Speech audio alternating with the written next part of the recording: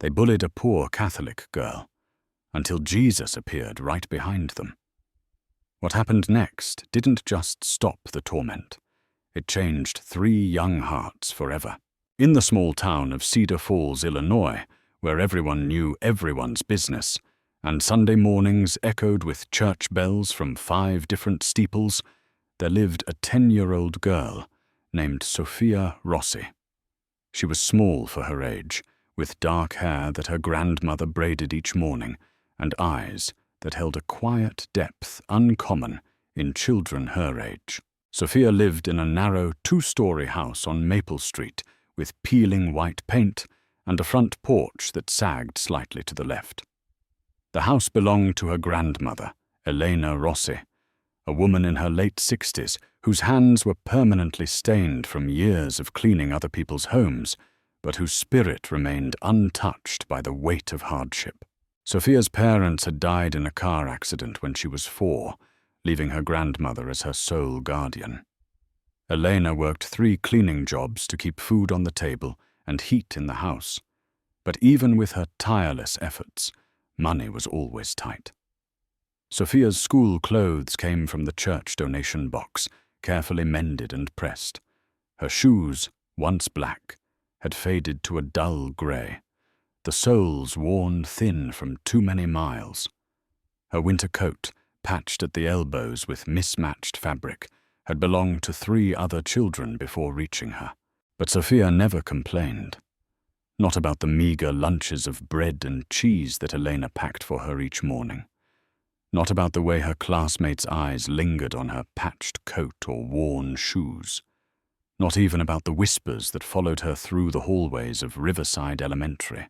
What Sophia treasured most wasn't something money could buy. It was a simple wooden rosary that her late grandfather had carved by hand, each bead smooth from decades of prayer. The small wooden crucifix at its center bore the gentle marks of amateur craftsmanship, slightly uneven, worn soft by countless fingers. To Sophia, it was more precious than any jewelry her wealthier classmates wore. Every evening, she and Elena would kneel together on the hardwood floor of their small living room, the rosary passing between their fingers as they whispered the familiar prayers. Elena would always end their time with the same gentle instruction. Remember, cara mia, we pray not just for our blessings, but for those who cannot see theirs yet. Sophia didn't understand what her grandmother meant until she started 6th grade at Riverside Elementary, where she first encountered Mark Jensen. Mark was 11, tall for his age, with sandy blonde hair and the kind of confidence that came from never wanting for anything. His father owned the largest insurance company in town, and his mother drove a gleaming white SUV that other parents admired in the school pickup line. Mark's backpack was always filled with name-brand supplies, his lunches packed with organic snacks that Sophia had only seen in grocery store displays. But beneath Mark's polished exterior lay an insecurity that manifested itself in cruel ways. He had learned early that making others feel small was the quickest way to make himself feel large. And in Sophia, with her patched coat and quiet demeanor, he found the perfect target. It started small, a snicker when Sophia pulled out her simple lunch, a stage-whispered comment about church charity cases when she walked by. The other kids, Liam Murphy and Chloe Barnes, quickly fell in line, their laughter providing the audience Mark craved. Liam was Mark's shadow, a freckled boy who would have been entirely unremarkable if not for his willingness to amplify every cruel joke. Chloe, with her perfectly styled hair and designer clothes, seemed to view tormenting Sophia as entertainment, her giggles sharp and cutting. The bullying escalated gradually, like a slow poison seeping through Sophia's days. They would knock her books from her hands as she walked to class, watching with satisfaction as she scrambled to collect scattered papers. They mocked her pronunciation when she stumbled over English words, her slight accent, inherited from her grandmother, becoming another weapon against her. but it was her faith they targeted most relentlessly. "Look at the Jesus freak," Mark would whisper as Sophia bowed her head for a quick prayer before lunch, talking to her imaginary friend again. When Sophia pulled out her wooden rosary during free time, quietly moving the beads between her fingers as Elena had taught her, Chloe would point and giggle. "Are those magic beans? Do they grant wishes? Because I wish you'd disappear." The worst moments came when Mark would snatch the rosary from her hands, holding it just out of reach while she stood on her tiptoes, trying desperately to retrieve it. "Give me 3 wishes, Jeannie," he would taunt, dangling the beads like a yo-yo. "First wish, make the poor girl disappear. Second wish, make her stop smelling like church incense. Third wish, please," Sophia would whisper, tears forming in her eyes. "Please give it back." Eventually, he would drop it carelessly on the ground, stepping over it as he walked away, leaving Sophia to dust off the precious beads and check each one for damage. Through it all, Sophia never retaliated, never raised her voice, never told the teachers who might have intervened if they'd known the extent of the torment. Instead, she carried her pain silently, the way she'd seen her grandmother carry every hardship, with dignity and an unshakable trust that somehow everything would work out according to God's plan. At home, Elena noticed the change in her granddaughter. Sophia's appetite dwindled. She stopped talking about her school day. Dark circles formed under her eyes from sleepless nights spent worrying about the next day's inevitable cruelties. One evening, as they knelt together for their nightly prayers, Elena's weathered hand covered Sophia's small one. "Cara mia," she said gently, "your heart is heavy. I can see it in your eyes." Sophia's composure finally cracked. The words tumbled out. The daily humiliations, the mocking laughter, the way they treated her rosary like a toy. Elena listened without interruption, her own eyes filling with tears she tried to hide. When Sophia finished, Elena was quiet for a long moment. Then she spoke, her voice soft but firm. "Do you remember what Jesus said when they hurt him?" she asked. Sophia nodded, sniffling. "Father, forgive them. They don't know what they're doing." "That's right. And do you know why he said that? Because they didn't understand?" Elena smiled sadly. "Because their hearts were closed, and closed hearts make people do terrible things. But here's the secret, Sophia. When we pray for them, we're asking God to open those hearts, not for us, but for them. Because they need saving too." That night, Sophia added Mark, Liam, and Chloe to her prayers. She didn't ask for the bullying to stop. Instead, she whispered the words her grandmother had taught her. Help them see God. Help them find what they're really looking for. The next few weeks brought no relief. If anything, the torment intensified. Mark seemed to sense Sophia's increasing vulnerability and pressed his advantage. He began targeting her during recess, when teachers were less attentive and his cruelties could unfold without witnesses. It was a grey October afternoon, when everything changed. The day had been particularly brutal. During lunch, Mark had knocked Sophia's sandwich from her hands, grinding it into the cafeteria floor with his heel. "Oops," he'd said with mock concern. "Looks like the church mouse is going hungry today." After school, as Sophia walked the path behind Riverside Elementary that led toward her grandmother's house, she heard the familiar sound of footsteps behind her. Her heart sank. Mark, Liam, and Chloe had followed her. The path wound through a small grove of oak trees, their leaves brilliant orange and gold in the autumn light. At the center of the grove stood an ancient oak, its trunk so wide that 4 children holding hands couldn't encircle it. Someone had carved a small cross into its bark decades ago, now barely visible under layers of weathered wood. Sophia quickened her pace, but it was no use. The 3 caught up with her at the base of the great oak. "Well, well," Mark said, his voice dripping with false friendliness. "If it isn't our favorite little prayer warrior." Sophia clutched her backpack straps tighter, her knuckles white with tension. "Please," she whispered. "I just want to go home." "Oh, you will," Mark said. "But first, we need to settle something." He stepped closer, and Sophia could see something dangerous in his eyes.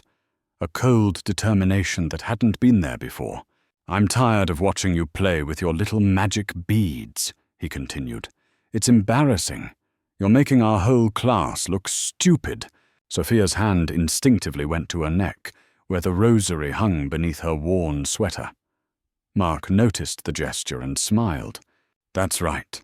I want those beads, and I want you to understand something about your precious Jesus." He reached forward and yanked the rosary from her neck. The cord snapped, sending wooden beads scattering across the ground. Sophia gasped and dropped to her knees, frantically trying to gather the precious pieces.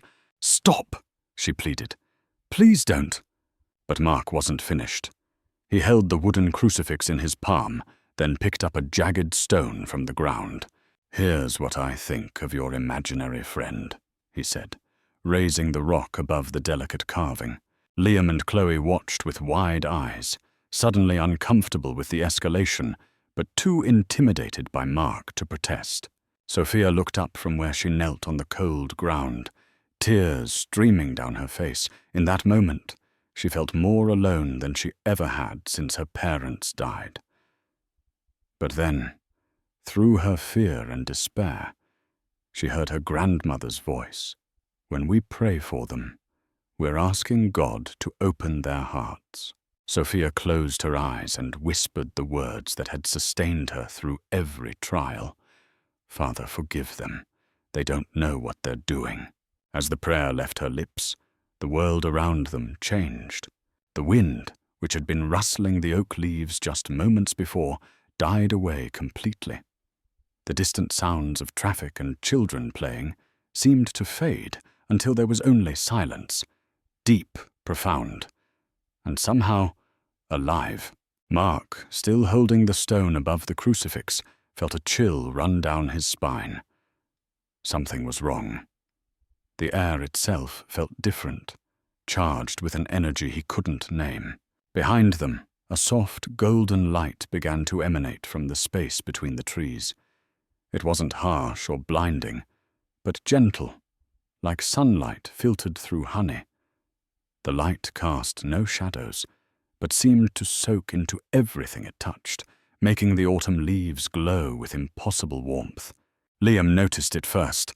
"Mark," he whispered, his voice barely audible. "Mark, turn around." But Mark was frozen, the stone still raised in his hand, every muscle in his body locked with a terror he couldn't explain. The presence behind them grew stronger. Not threatening, but vast, older than the oak trees, deeper than the earth beneath their feet. It carried with it a weight of infinite love and infinite sorrow that pressed against their young hearts like nothing they had ever experienced. Slowly, as if moved by an invisible hand, Mark turned.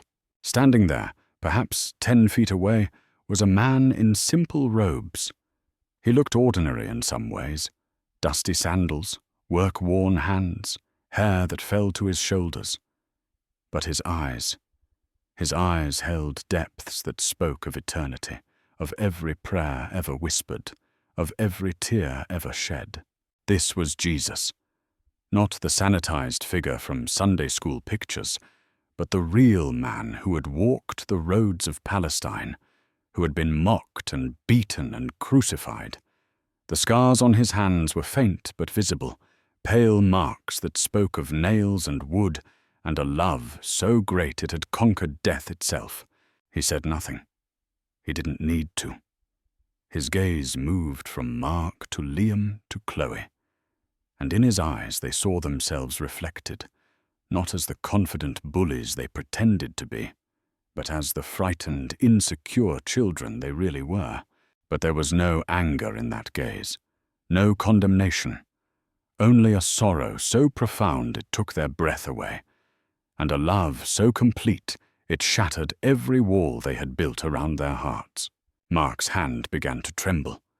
The stone slipped from his fingers and thudded softly to the ground. He tried to speak, to explain, to justify what he had been doing, but no words would come. Chloe began to cry, not the sharp, petulant tears of a frustrated child, but deep, wrenching sobs that seemed to come from a place she didn't know existed within her. Liam stood frozen, his face pale with shock, his mouth moving soundlessly as if trying to form words that wouldn't come. Then Jesus turned his attention to Sophia, still kneeling on the ground among the scattered beads of her broken rosary. When his eyes met hers, his expression transformed. The sorrow remained, but it was joined by something else, a warmth so gentle it seemed to wrap around her like her grandmother's embrace. He gave her the smallest of nods, a gesture that somehow conveyed everything. You are loved, you are seen, you are never alone. The golden light began to fade then, soft as a whisper, and the figure of Jesus grew translucent, like morning mist touched by sunlight. In another moment he was gone, leaving only the 3 children and Sophia in the grove of oak trees. The silence stretched for what felt like hours, but was probably only minutes. Then Mark moved. Slowly, mechanically, he dropped to his knees in the dirt beside Sophia. His hands shook as he picked up the wooden crucifix, holding it with the same reverence he might show a wounded bird.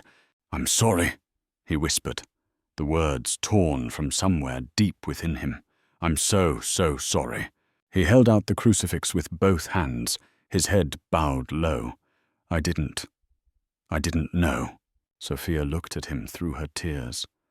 For a moment, she saw not her tormentor, but a broken child, his arrogance stripped away to reveal the frightened boy beneath. Without hesitation, she reached out and gently took the crucifix from his hands. "It's okay," she said softly. "He already forgave you." Mark's shoulders shook with silent sobs. Beside him, Liam had fallen to his knees as well, his face buried in his hands. Chloe stood apart, tears streaming down her cheeks, staring at the spot where Jesus had been, as if trying to memorize every detail. One by one, they helped Sophia gather the scattered beads of her rosary. Mark's fingers were surprisingly gentle as he searched through the fallen leaves, treating each small wooden sphere like a precious gem. When they had found them all, Sophia carefully restrung them on a spare cord from her backpack. As she worked, Mark watched in silence. Finally he spoke. Does he really forgive everyone? Even people like me?" Sophia looked up, her dark eyes serious. "That's what my grandmother says. She says his love is big enough for all of us, no matter what we've done." Mark nodded slowly, as if processing this information for the first time. "I want to learn," he said quietly. "I want to understand what you understand." The 3 bullies walked Sophia home that afternoon, their usual chatter replaced by thoughtful silence.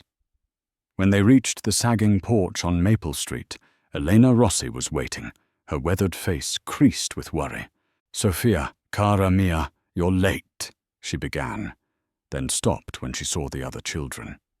Something in their faces, a solemnity that hadn't been there before, caught her attention. "Grandmother," Sophia said softly, "they want to learn about Jesus." Elena studied the 3 children standing awkwardly on her porch. Mark's expensive clothes were dirty from kneeling in the grove. Chloe's perfect hair was disheveled. Liam's face was streaked with tear tracks. But their eyes held something she recognized, the look of souls that had been touched by grace. "Then come inside," she said gently. "All of you." In the weeks that followed, a quiet transformation took place at Riverside Elementary. The change wasn't dramatic or visible to casual observers, but those who knew what to look for could see it. Mark stopped his cruel taunts. More than that, he became Sophia's silent protector. When other children made jokes about her patched coat, a single look from Mark was enough to silence them. He never became her close friend. The shame of what he had done ran too deep for that. But he watched over her with the dedication of a guardian angel. Liam, too, was changed. The boy who had once amplified every cruel joke now went out of his way to include Sophia in group activities. He shared his lunch when hers was meager and helped her pick up dropped books without being asked. Chloe's transformation was perhaps the most surprising. She began sitting with Sophia at lunch, their conversations quiet but genuine. When other girls made comments about Sophia's second-hand clothes, Chloe would pointedly compliment Sophia's hair or ask about her rosary, redirecting the conversation away from cruelty. But the most remarkable change was in Mark's home life. His parents, alarmed by their son's sudden withdrawal from his usual activities, found him one evening sitting on his bedroom floor with a dust-covered Bible from their bookshelf, struggling to sound out the words of the Gospels. "Mark," his mother asked from the doorway, "what are you doing?" "Learning," he said simply, not looking up from the page. When they pressed him for details, he told them about a girl at school who knew things he didn't understand, about kindness in the face of cruelty, about forgiveness that didn't make sense, but somehow made everything else make sense. His parents, who hadn't set foot in a church since their wedding day, found themselves curious about this girl who had so profoundly affected their son. When they met Elena and Sophia at a school function, they were struck by the quiet dignity that seemed to surround the grandmother and granddaughter. "Your Sophia has been a good influence on Mark," his mother said awkwardly, not quite sure how to express what she was feeling.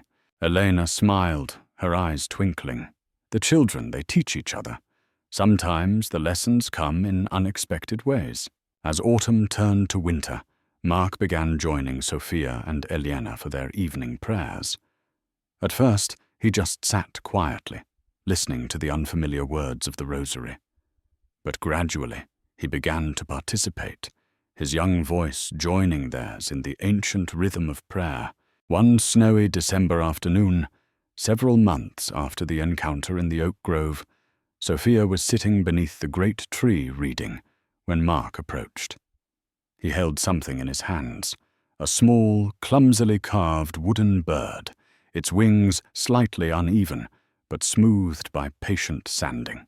"I made this," he said, not quite meeting her eyes, "for your rosary. I thought maybe you could hang it with the cross." Sophia accepted the gift with wonder, turning it over in her small hands.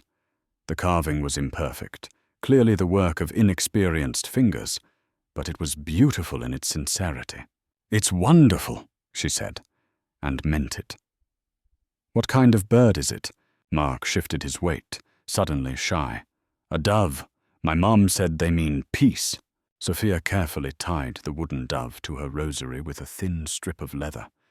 It hung there beside the crucifix, a symbol of transformation, of hearts that had been broken and mended, of enemies who had become friends, of the miracle that occurs when divine love enters human lives. As she attached the dove, Mark noticed something he had never seen before. The wooden crucifix bore tiny scratches and dents, evidence of the rough treatment he had subjected it to. But Sophia had never tried to sand them smooth or hide them. Instead, she had kept them as they were, scars that told a story of forgiveness. "Why didn't you fix it?" he asked quietly. Sophia looked down at the crucifix, then back at Mark. "My grandmother says scars are proof that something was broken, but didn't stay broken. They remind us that healing is possible." Years later, when Mark was a grown man with children of his own, he would return to that oak grove whenever he faced difficult decisions. The tree still stood, its carved cross now weathered nearly smooth, but the memory of what had happened there remained as clear as ever. He would tell his own children about the day he learned the difference between power and strength, between winning and being right. He would speak of a small girl with a wooden rosary who had shown him that the greatest victory was not in defeating your enemies, but in loving them into becoming your friends. And sometimes, in the golden light of sunset filtering through the oak leaves, he would swear he could still feel that presence, not threatening or demanding, but patient and loving, waiting for the next closed heart to open, the next act of cruelty to be transformed into an opportunity for grace. The bullying had ended not with punishment or revenge, but with the gentle intervention of love itself. And in a small town in Illinois, 3 children learned that the greatest miracle isn't when God changes your circumstances, but when God changes your heart. Sophia grew up to become a teacher, carrying forward the lessons her grandmother had taught her about seeing the scared child beneath the bully's mask. Mark became a social worker, dedicating his life to helping troubled youth find better paths. Liam opened a shelter for homeless families, remembering what it felt like to want to help instead of hurt. And Chloe became a counselor, specializing in helping children overcome trauma and find their worth. But ask any of them about the most important lesson they ever learned, and they will tell you about an autumn afternoon beneath an ancient oak tree when they discovered that love is stronger than cruelty, forgiveness more powerful than revenge, and that sometimes the divine appears not in thunder and lightning, but in the quiet space between hatred and healing, waiting patiently for hearts to open and lives to change. The wooden rosary, now passed down to Sophia's own daughter, still bears Mark's carved dove alongside the weathered crucifix. And every evening, as new generations kneel in prayer, they remember the truth that transformed 4 young lives, that God's love is big enough for bullies and victims alike, strong enough to turn enemies into family, and patient enough to wait for even the hardest heart to learn how to love.